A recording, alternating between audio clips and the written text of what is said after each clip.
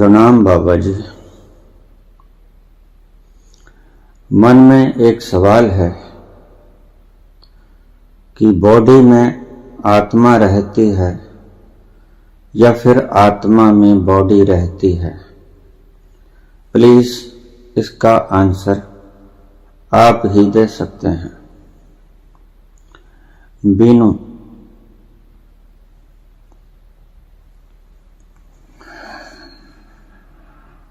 Enlightenment के फौरन बाद एक घटना घटी जब मुझे उस किसान ने थपथपाया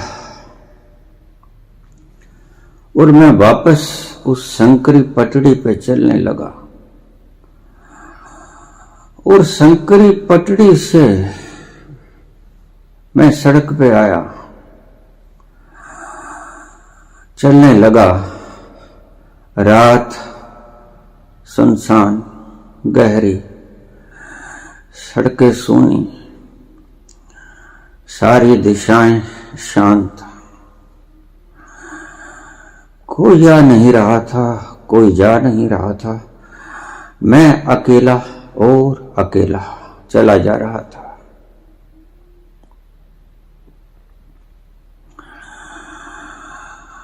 बड़ी अजीब सी घटना घटी। मैं चलता जा रहा और ठहरा भी हुआ। मैं चलता जा रहा हूं और ठहरा भी हुआ हूं और कितनी ही दूरी मैंने तय कर ली, लेकिन मैं ठहरा ही हुआ हूं। चला भी जा रहा हूं, ठहरा हुआ हूं।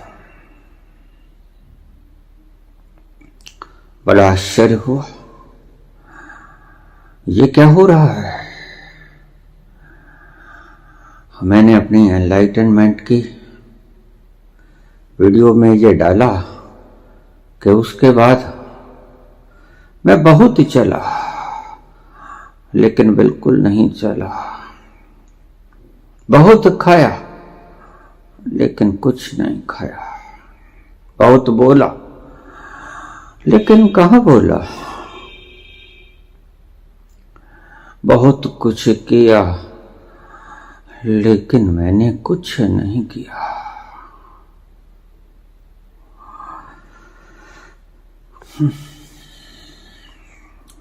मेरे चैनल कंट्रोलर मुझसे पूछ लेते हैं, बाबा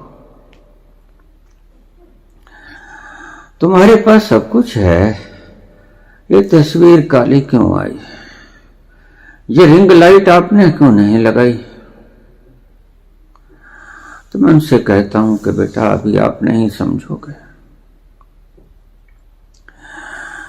जब वो आता है तूफान की तरह आता है और घेर लेता है मुझे, और मुझे गिरने दिया जाता है अपने आप को। वो मेरे मुख का प्रयोग करता है बोलने के लिए। मैं सरक जाता हूं, मैं हट जाता हूं।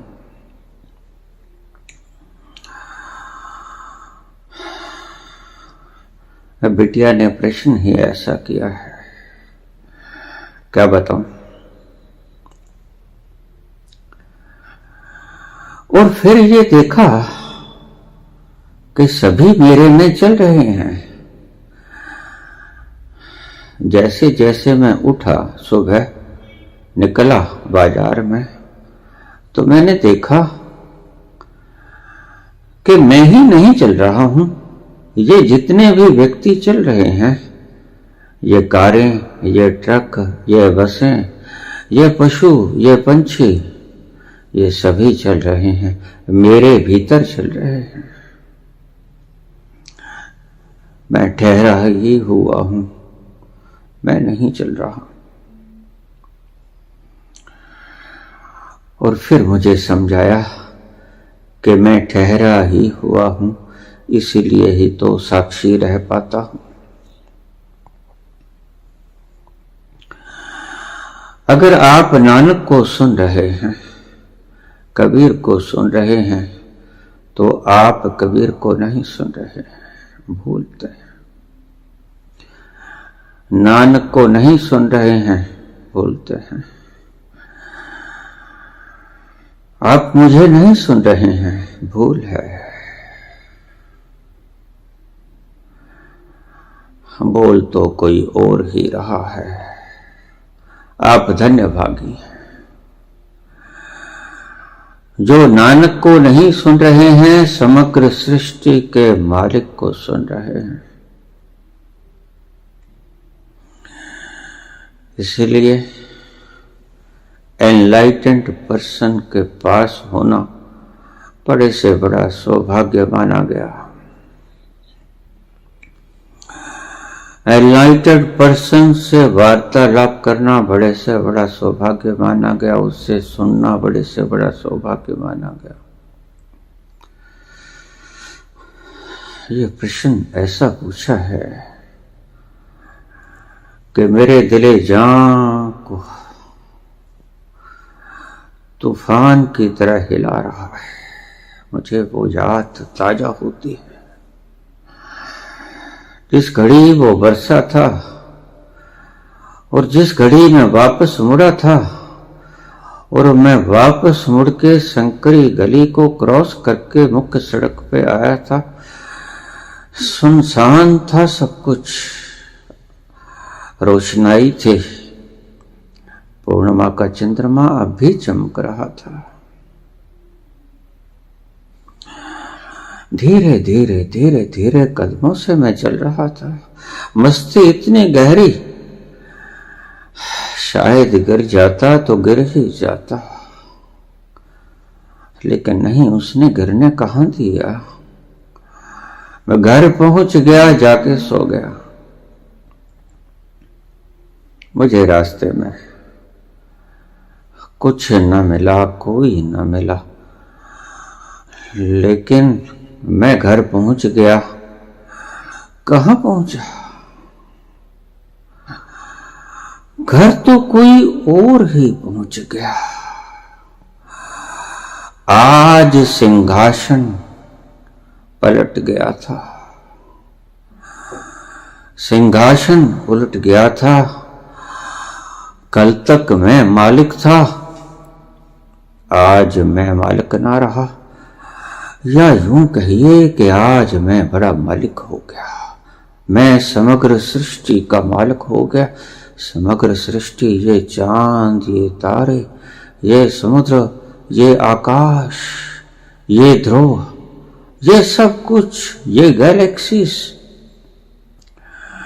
ये ब्लैक होल्स, सारा कुछ लांग गया मैं। सब में मेरा विस्तार। और पहली दफे मैंने अपना विस्तार देखा। उसके बाद मैं बहुत चला,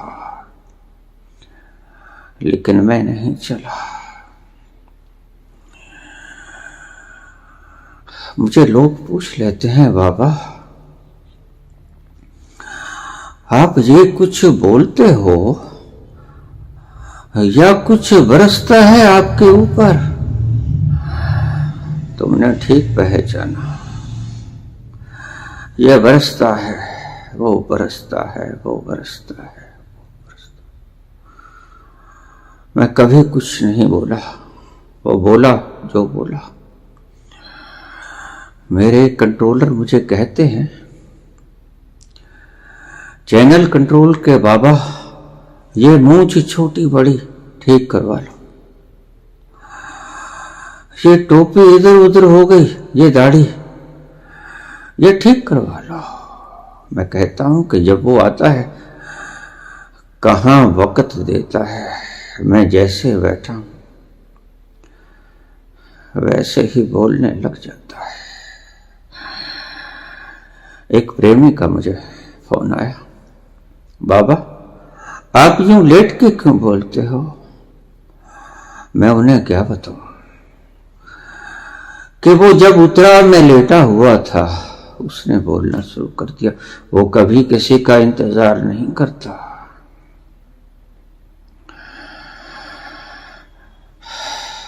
दूसरे अर्थों में मेरा ही वो विराट रूप कभी किसी का मोहताज नहीं होता। आज पता लगा,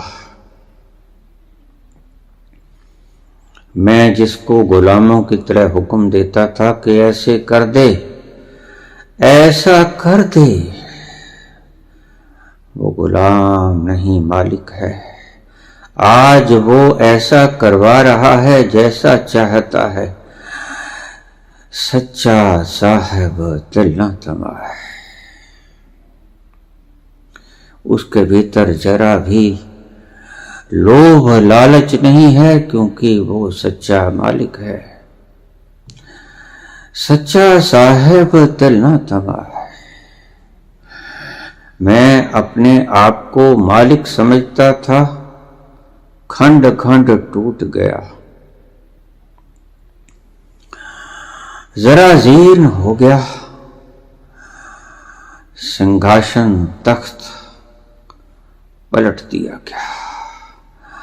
अब मालिक मैं न रहा, अब मालिक कोई और हो गया। वो कहाँ मौका देता है मेकअप करने का, वो कहाँ मौका देता है मूंछों को काटने का, वो कहाँ मौका देता है टोपी को ठीक करने का, वो कहाँ मौका देता है उठ के बैठने का। वो तो बस आता है तूफान तूफान की तरह आता है और मुझे अपने घेरे में ले लेता है। निश्चित ही आप धन्यभागी हो जो आप नानक को सुन पाते हो, जो आप कबीर को सुन पाते हो, जो आप लाओत्से को सुन पाते हो, च्वांगत्से को सुन पाते हो, बुद्ध महावीर को सुन पाते हो। निश्चित ही आप बड़े भाग्यशाली हो। इसलिए जीवित गुरु की इतनी महिमा बताई गई। मृत गुरु आपको कुछ न देगा सिवाय काले अक्षरों के। ये शास्त्र मृत गुरु है, ये आपको कुछ न देंगे। जीवित गुरु की आंखों में जैसे ही तुम झांकोगे, उसके बोलने में जैसे ही तुम उस बोलने को पियोगे,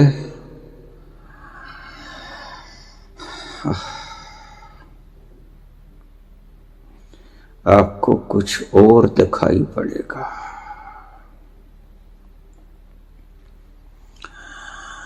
ये जो तुम देख पा रहे हो, इसके अतिरिक्त भी कुछ और दिखाई पड़ेगा।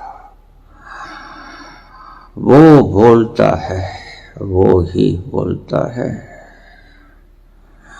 मैं कहाँ बोलता हूं? नहीं बोलता हूं। सदा से वो बोला, एनलाइटनमेंट से पहले भी वो बोला, लेकिन मुझे पता न था कि वो बोला।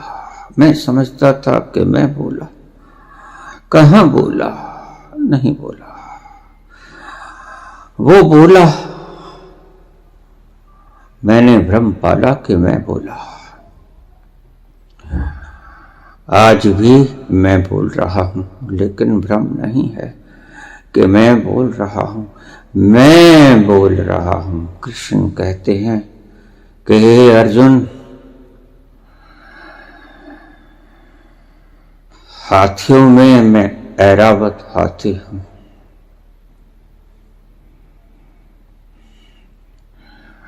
वृक्षों में मैं कल्प वृक्ष हूं।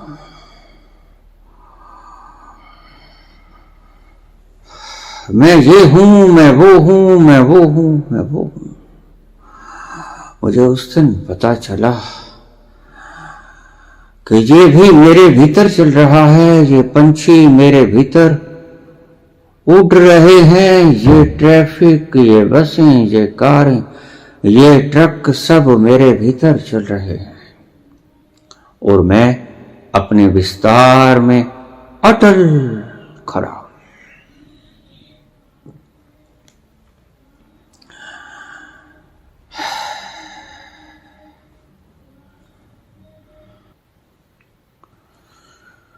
दिया जले अगम का, बिन बाती बिन तेल। ये अद्भुत विराट संरचना, दिया जले अगम का, बिन बाती बिन तेल। बाबा,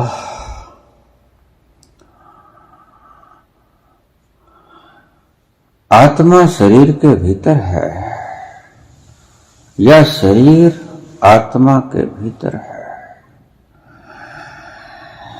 इस प्रश्न का जवाब दीजिए।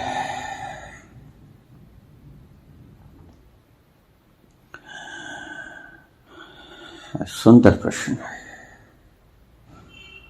बहुत सुंदर प्रश्नों में एक सुंदर प्रश्न यह भी है,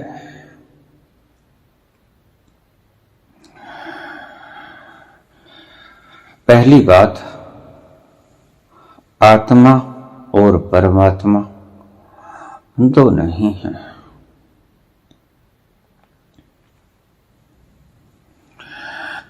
जो दो कहते हैं वो शास्त्रों को पढ़कर दो कहते हैं, कहने वाले तो तीन भी कहते हैं, लेकिन ध्यान रखना वो शास्त्रों को पढ़ के कहते हैं। यहां मैं खुद को पढ़ के कहता हूं। तुम कहते कागज की लेखी और मैं कहता आंखन देखी, और जैसे ही उस आंखन देखी का वर्णन करने लगता हूं, अश्रुधारा थमने से नहीं थमती।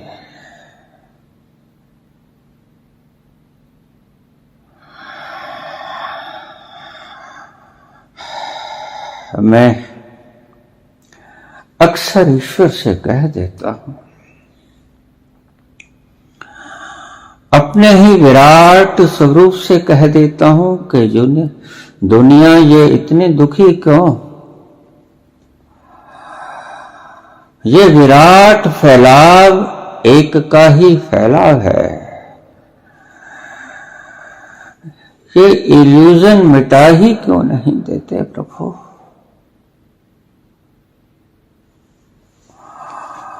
उसे बोलने की आदत नहीं है, प्रश्न के जवाब वो कभी नहीं देता।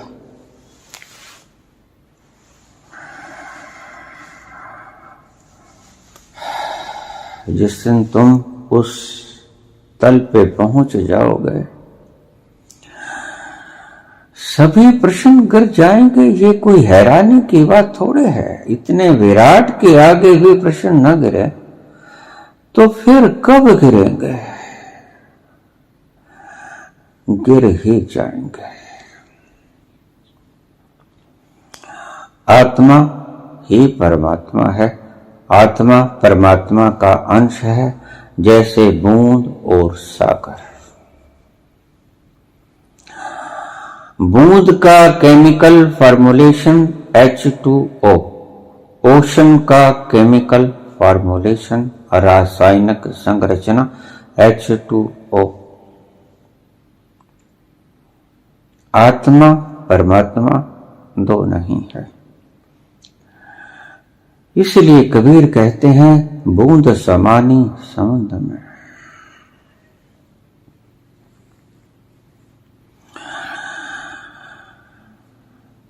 ये किसने देखी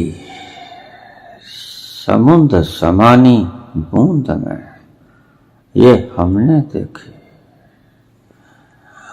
वो रात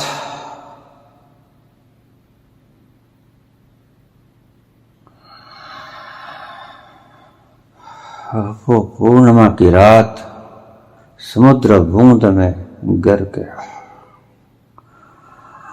बूंद समानी समुद्र में ये किसने देखी, ये सबने देखी। समुद्र समाना बूंद में ये हमने देखा। समुद्र छलक गया उस शरद पूर्णिमा के दिन,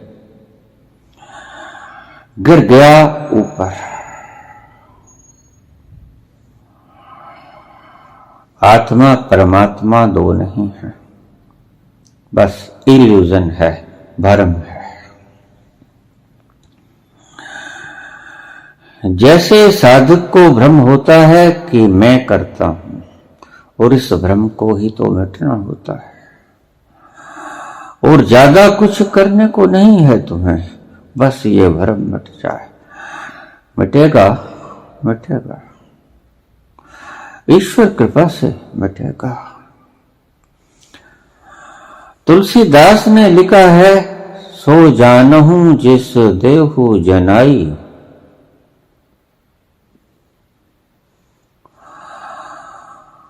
सो जाने हूं जिस देहु जनाई। जिसको वो जनवाना चाहता है वो ही जान पाता है।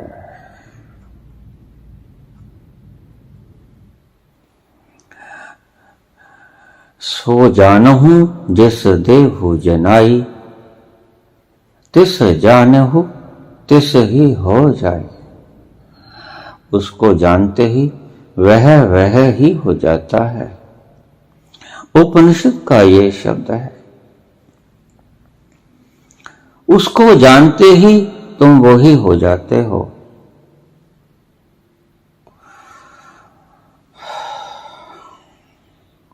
आत्मा और परमात्मा दो नहीं। मत उलझो इन सवालों में। ये सवाल तुम्हारी नास्तिकता का प्रमाण है और तुम्हारे दुख का भी प्रमाण है कि तुम दुखी हो।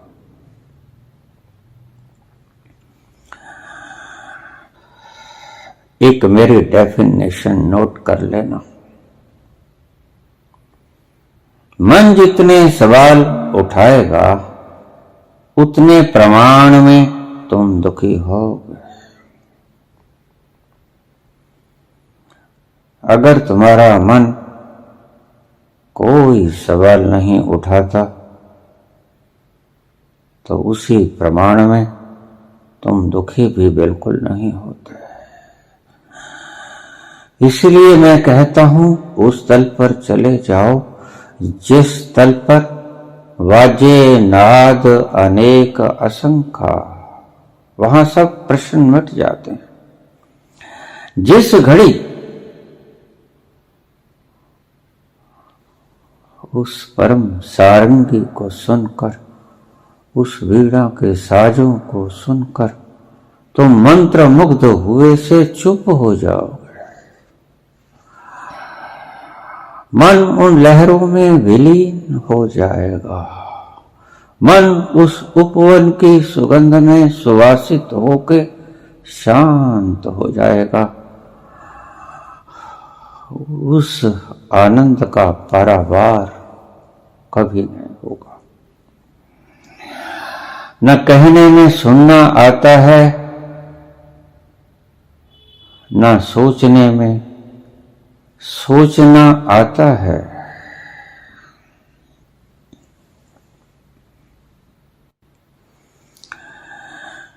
भीखा बात अगम की, कहन सुनन की ना। ये कोई शास्त्रों की बात नहीं है।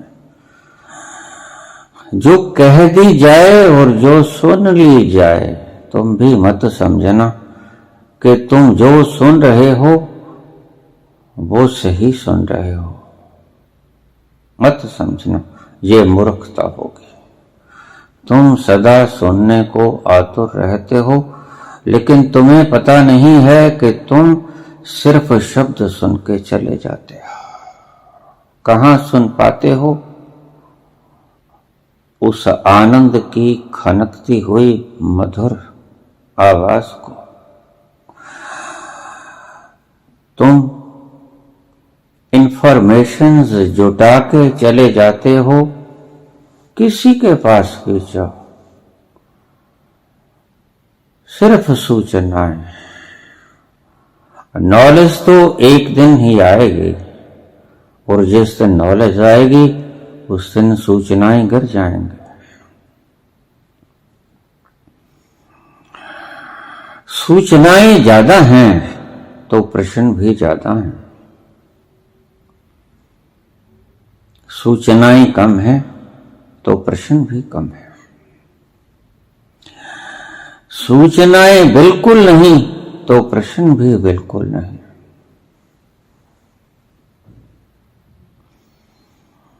इच्छाएं बहुत हैं तो रुलाई है, इच्छाएं कम हैं शहंशाही है, इच्छाएं बिल्कुल नहीं तो खुदाई है। तुम खुदाई में नहीं पहुंच पाते, इनमें से भी प्रश्न में से प्रश्न निकाल लोगे, मुझे पता।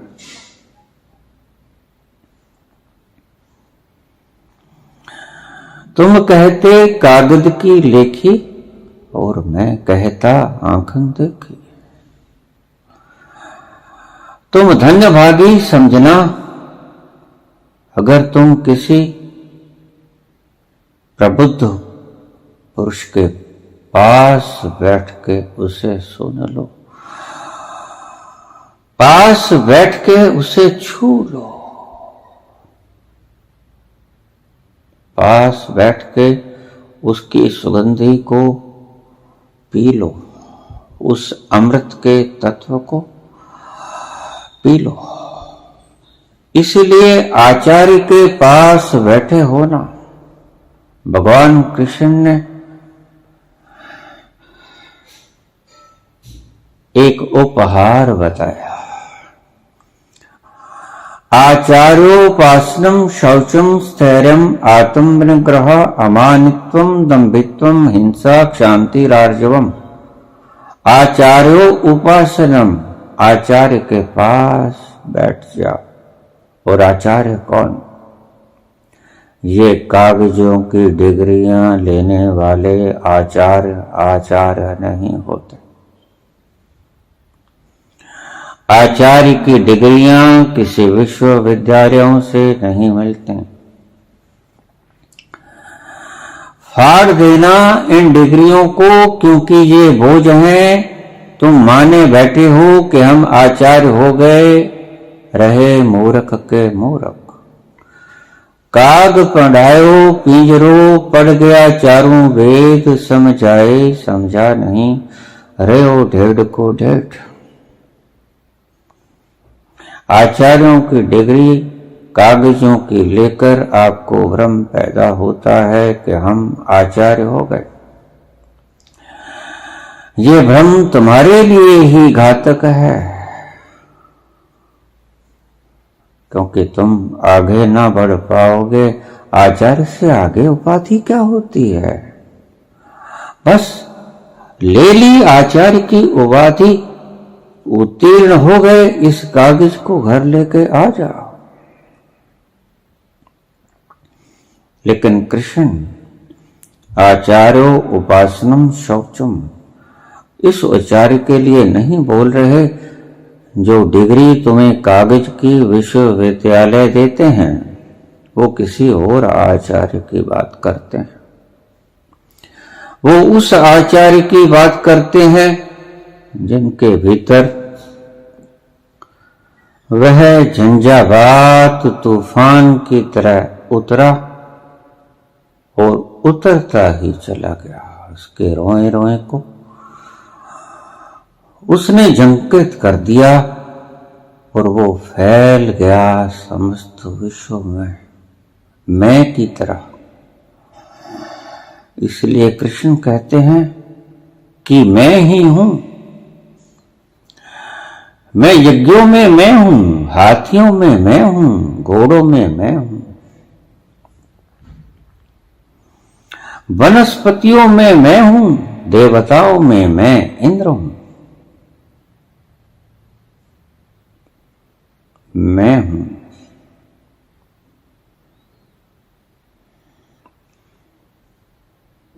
तुम भी कहते हो मैं हूं।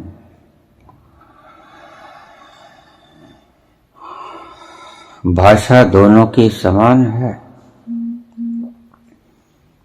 विशाल फर्क है। तुम भी कहते हो मैं हूं, कृष्ण भी कहते हैं कि मैं हूं, लेकिन दोनों की भाषाओं में फर्क है। मुझे आचार्य कहते हैं कि आप कई बार बोलने में त्रुटि कर देते हैं। मैं असीम को सीमा में बांधने की कोशिश करता हूं, असफल हो जाता हूं, क्योंकि असीम सीमा में बांधा नहीं जा सकता। इसीलिए हे शास्त्रज्ञों, हे व्याकरणाचार्यों, हे लिपि के निर्माताओं, मेरी इन भूल चूकों को क्षमा कर देना। ये भूलें हुई हैं, हो रही हैं, होती रहेंगी। तुम क्षमा कर देना, क्योंकि मैं दुर्गम काम को सुगम करने की चेष्टा में संलग्न होने की चेष्टा कर रहा। हो नहीं सकता कभी। इशारा सूरज तक नहीं पहुंच सकता कभी, लेकिन इशारा सूरज की तरफ है तो इतना ही बहुत है। मैं इसी से संतोष कर लेता हूं कि मेरा इशारा सूरज की तरफ गया कि नहीं गया। बस इशारा सूरज की तरफ होना चाहिए। तुम्हारी लिपि में गलती आएगी, क्योंकि लिपि भी पूर्ण नहीं है, अपूर्ण है। अपूर्ण में पूर्ण को बांधना असंभव है। इसीलिए हे आचार्यों, मुझे क्षमा कर देना। जगह जगह गलती पाओगे।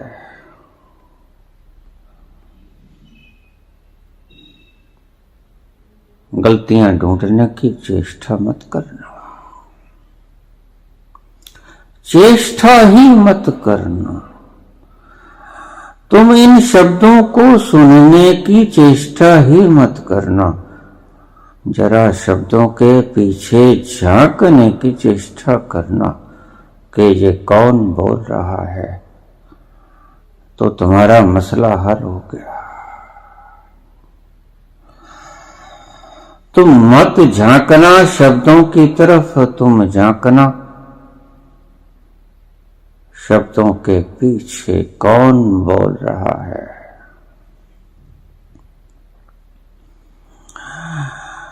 ये शब्दों के पीछे की रोशनाई कहां से आ रही है, इसकी चेष्टा कर।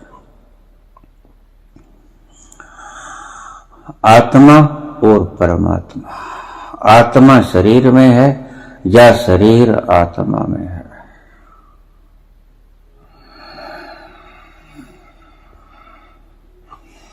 दोनों ही बातें ठीक है।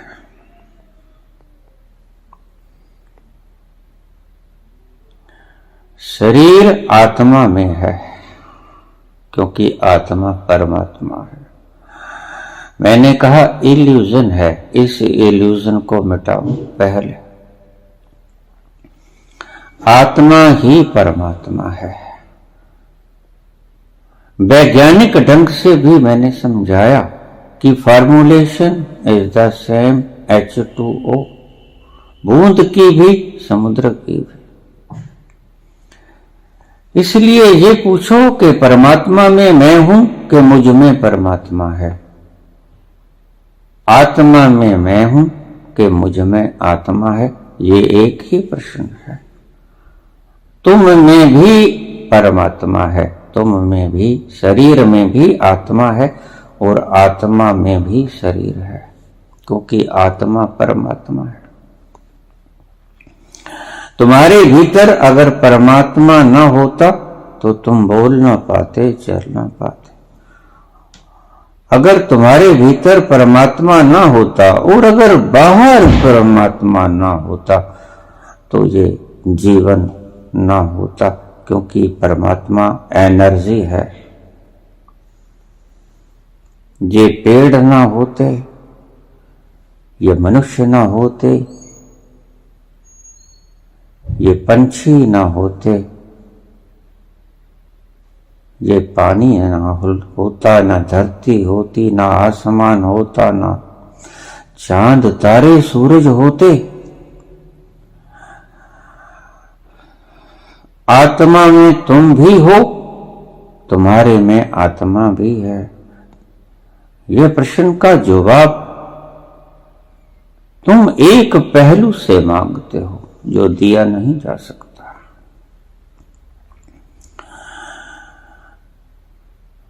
क्योंकि तुमने प्रश्न ही अधूरा कर दिया। उलझा हुआ व्यक्ति उलझन वाले ही प्रश्न करेगा। पहले तो ये पता करो कि आत्मा और परमात्मा एक ही तत्व है, एक ही तत्व है। तत्वमसि श्वेत केतु,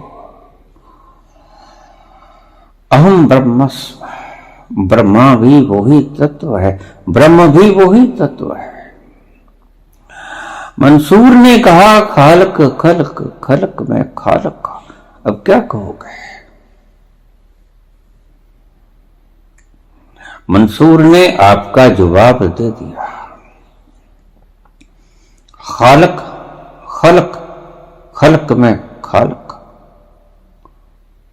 खलक में खालक, खालक खलक, खलक में खालक।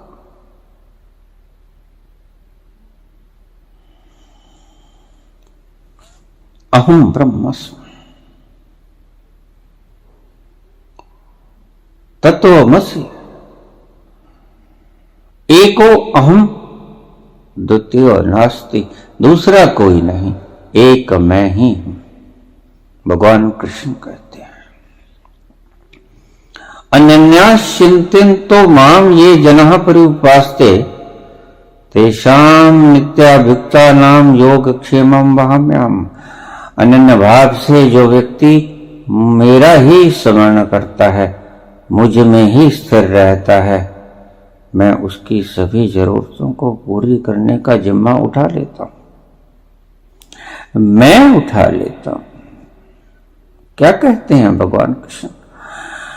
देखने में तो वो सांवरी सूरत, हाथ में मुरलिया, सिर पे मोर मुकुट धारी, एक मिट्टी की मूरत ही लगती है, सुंदर सलोनी मूरत। लेकिन बोलते क्या हैं? अहम त्वाम सर्व पापेभ्यो मोक्षयिष्यामि मा शुचः। मैं तुम्हें सभी पापों से मुक्त कर दूंगा अर्जुन, तू मेरी शरण में आ जा। सर्वधर्मान् परित्यज्य मामेकं शरणं व्रज।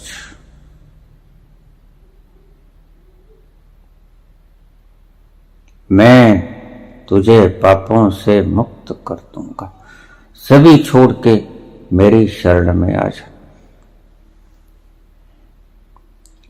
शरीर में आत्मा है, आत्मा में शरीर है, दोनों में क्या सत्य है? दोनों ही सत्य है। ईशावास्य उपनिषद में लिखा है, ईशावास्यमिदं सर्वं यत् किंच जगत्याम जगत्।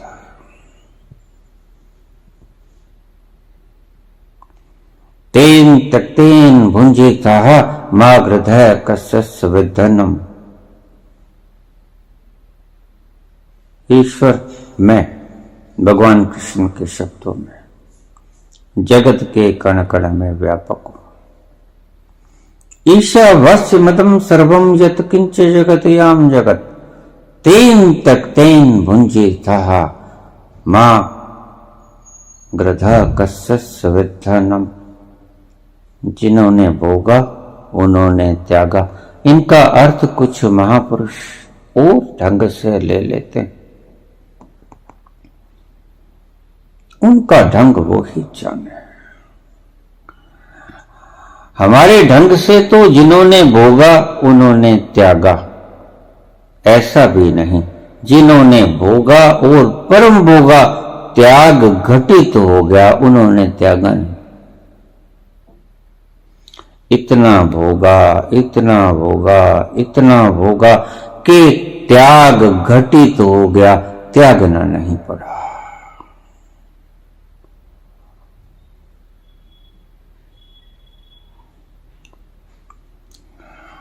मा गृधः कस्य विद्धनम् तेन तक्तेन भुंजितः। ईश्वर इस जगत के कण कण में व्यापक है। शरीर में भी वो है और शरीर भी उसी में है, क्योंकि अगर शरीर उसमें ना होता और वो शरीर में ना होता तो वो ओमनी प्रेजेंट ना हो पाता, वह सर्वव्यापक ना हो पाता। वह किसी जगह है और किसी जगह नहीं है। तो ऐसा तत्व सर्वव्यापक कैसे हो सकता है? नहीं है। आत्मा शरीर में है, शरीर आत्मा में है, ये दोनों बातें एक साथ सत्य हैं, लेकिन क्या करें, शब्दों की मजबूरी। विशाल ब्रह्मांड को शब्दों में लेके आओगे, नहीं आ पाएगा। ओशन, समुद्र, हिमालय, पर्वत। पर्वत शब्द लिखकर ब्लैक बोर्ड पर उसमें हिमालय को समा पाओगे? नहीं आएगा हिमालय। ओशन शब्द लिखकर ब्लैक बोर्ड पर उसमें समुद्र को समा पाओगे? नहीं समा पाओगे, क्योंकि ओशन शब्द तो 5 अक्षरों का है। OCEAN, ओशन, समुद्र। लेकिन समुद्र का अस्तित्व इन शब्दों में समा पाएगा? नहीं समा पाएगा। इसलिए मैं कहता हूं, हे शास्त्रज्ञों, मुझे क्षमा कर देना। हे व्याकरणाचार्यों, मेरी त्रुटियों को मत गणना, क्योंकि मैं ओशन शब्द में समुद्र को समा पाने में असमर्थ हूं। मैं पर्वत शब्द में पर्वतों को समा पाने में असमर्थ हूं। अगर आप ऐसा कर सकते हैं तो कर दीजिए। मुझसे ऐसा नहीं हुआ, मैंने बहुत कोशिश की।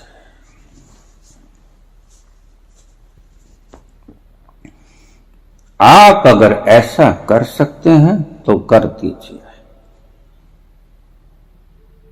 आपने संसार में कोई ऐसी भाषा नहीं बनाई जो वस्तुओं को, उनकी होंद को, उनके अस्तित्व को, उनकी एग्जिस्टेंस को, उनके शब्द जो आपने बनाए उसमें समा सको। कोई भी चीज बता दो। आप ब्लैक बोर्ड पे लिख देते हो मैन, छोटा सा शब्द है मैन, MAN, इन 3 शब्दों में आदमी को समा के दिखा दो।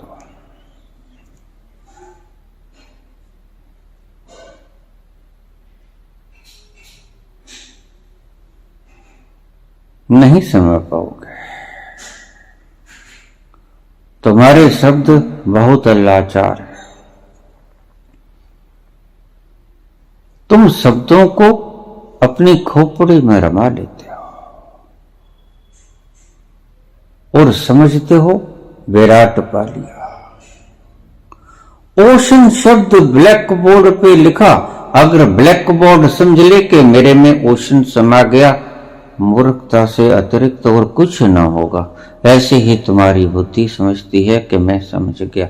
बार बार मैं बोला करता हूं कि जो तुम समझ जाते हो वो तुम समझ पाते नहीं। मैं समझाता हूं और तुम कहते हो हाँ बाबा अब समझ आ गई। मैं कहता हूं समझ तो अभी भी नहीं आई, मैं जानता हूं। जिस दिन तुम्हारी बुद्धि परमात्मा को समझ लेगी, उस दिन समझ लेना कि तुम पागल हो। तुम्हारी खोपड़ी पर लिख दिया जाए पागल, क्योंकि ये सारी सृष्टि को अपने भीतर समझने का दावा करती है। इसलिए मैं अक्सर कहता हूं कि मुझे सुनने लगो तो खोपड़ी को एक तरफ रख देना, फिर घर जाते वक्त उस खोपड़ी को भेजे में डाल लेना और चले जाना। लेकिन जब उस परम प्यारे की बात चल रही हो तो खोपड़ी को उठा के एक तरफ रख देना। एक ज़ैन फकीर की कहानी को सुना के आपका प्रश्न तो शायद मैंने समझा ही दिया कि आत्मा शरीर में है और शरीर आत्मा में है, आत्मा परमात्मा है। एक ज़ैन फकीर उसके पास कोई शिष्य बनने के लिए आया था। बारिश हो रही थी, छाता भी पास था, दुर्गम पहाड़ों के बीच में वो बैठा था। बारिश कब आ जाए कोई पता नहीं, इसलिए वह यात्री शिष्य बनने की इच्छा लिए उस गुरु के पास आ गया।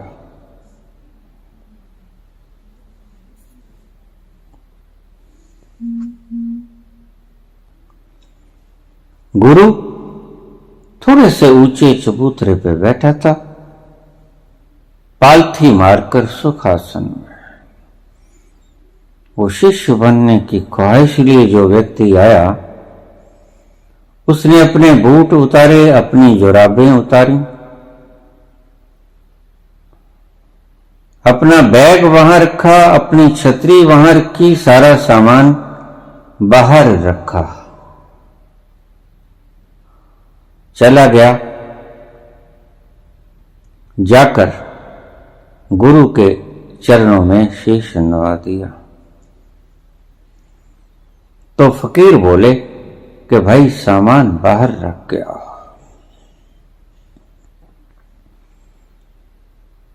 बच्चे सामान बाहर रख के आओ। उसने हैरानी से इधर उधर देखा कि सारा सामान तो मैं बाहर रखा है, छाता भी रख दिया, बूटे भी, जुराब भी, सब कुछ रख दिए बाहर, सामान तो कुछ भी नहीं है। क्या बाबा मैं सब सामान बाहर रख के आया। तो फकीर बोले कि उस सामान की मुझे कोई तकलीफ नहीं, वो तो चाहे ले भी आते तो कोई बात नहीं, ये जो खोपड़ी साथ ले आए कृपया ये बाहर रखा। शिष्य बनने की नीयत से आए हो, इसकी कोई जरूरत नहीं, सिर्फ इसकी जरूरत नहीं, बाकी कुछ भी साथ ले आओ चलेगा। खोपड़ी को साथ मत लाओ। छाता चलेगा, बूट चलेगे, जुराब चलेगा, सब चलेगा, सब कुछ चलेगा, सिर्फ ये खोपड़ी नहीं चलेगी, इसे बाहर रखो।